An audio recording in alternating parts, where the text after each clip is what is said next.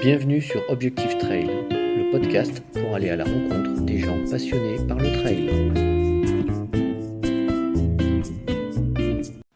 Salut les trailers, voici le deuxième podcast sur le thème trop génial que j'adore, comment réussir son ultra.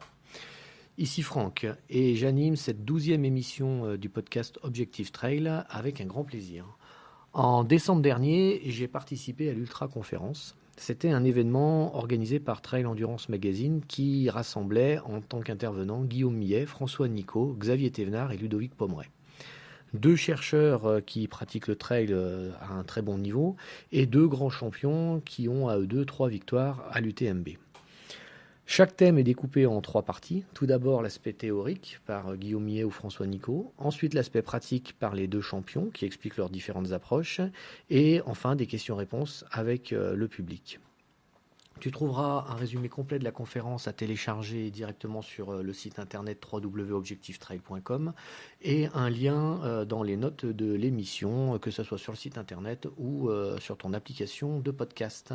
Cette semaine, le thème est s'entraîner avec 2 séances clés. Bonne écoute.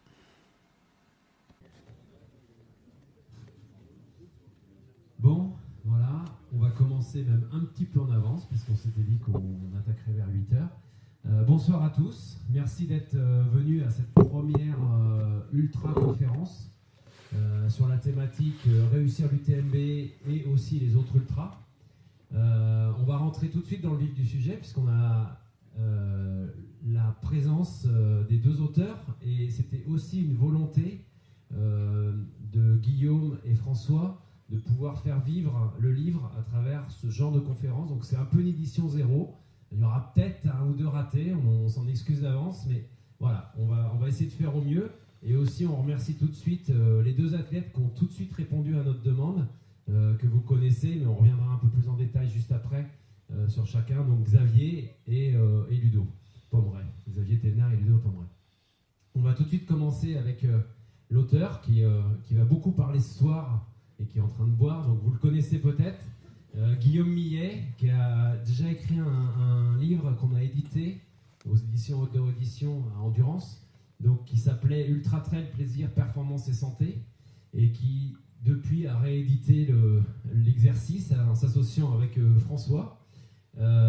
Guillaume, il est physiologiste du sport, il est 3 fois dans les 6 premiers du TMB au début de la course.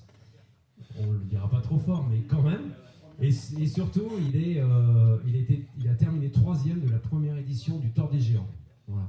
Et depuis 5 ans, il a migré vers le Canada, où il est directeur de recherche, c'est ça. Et il va bientôt revenir, donc on aura peut-être l'occasion en plus de le revoir plus souvent, parce qu'il va revenir s'installer sur Saint-Étienne en 2018. À l'autre extrémité, on retrouve François Nicot, que certains connaissent peut-être parce qu'il arpente énormément les sentiers de la région. Ça fait 20 ans qu'il court. Il est aussi directeur de recherche à Grenoble dans le domaine de la mécanique. Il est très connu parce qu'il s'intéresse énormément à la problématique des avalanches. Il est souvent concerné par toute l'accidentologie qui est liée aux avalanches et malheureusement ça a déjà commencé.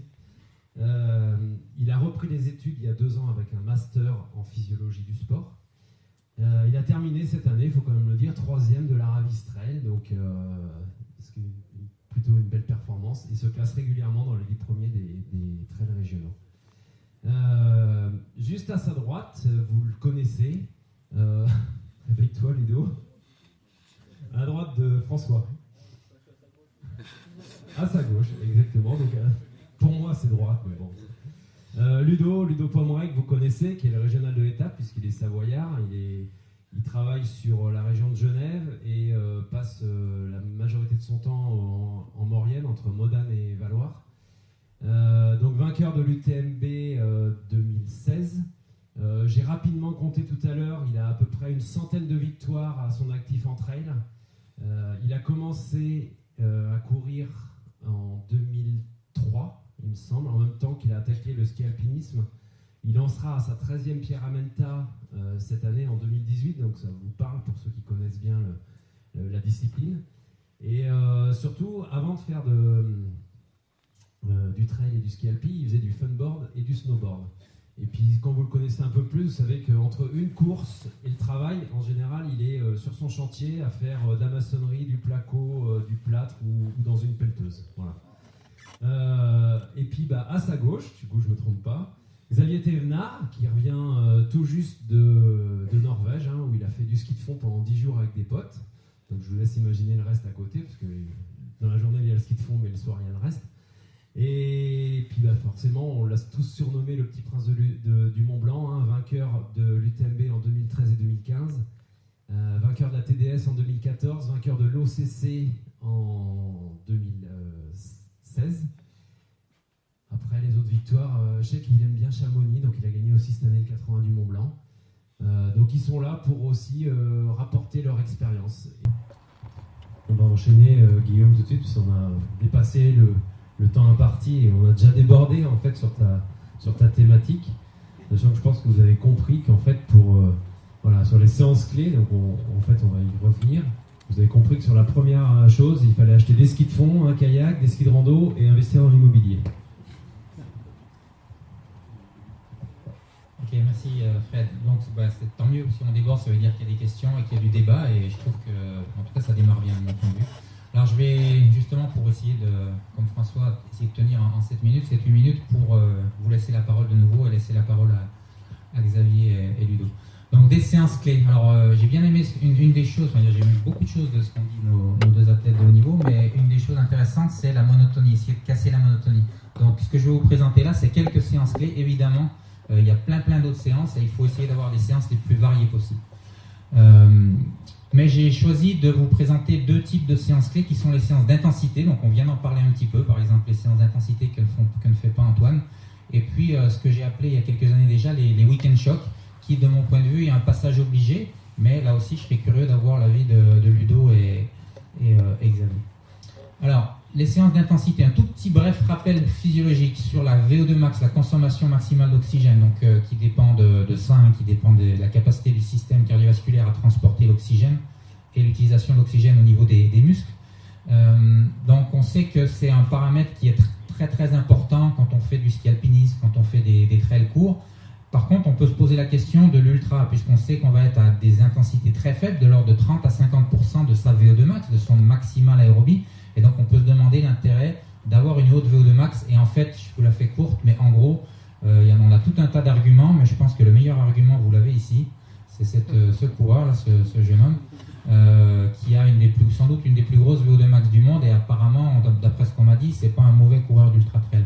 Alors pourquoi c'est pas un mauvais coureur d'ultra trail? Parce que sa haute VO2 max, ça lui permet sûrement de courir à un pourcentage de VO2 max, même s'il court devant, qui est relativement faible.